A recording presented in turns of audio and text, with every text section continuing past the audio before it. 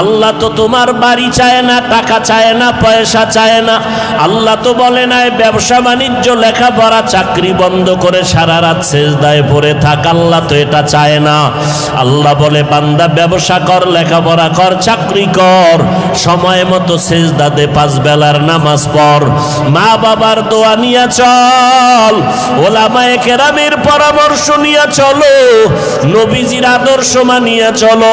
নবীর আদর্শের কারণে আজকে এত সম্মান।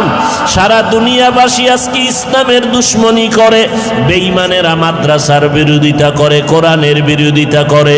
ও যুবকেরা, আমরা যারা টুপিওয়ালা দাড়িওয়ালা নামাজ পড়ি, পর্দা করি, হালাল খাই, বলো আমাদের স্বাধীনতা কোথায় নষ্ট হয়ে গেল?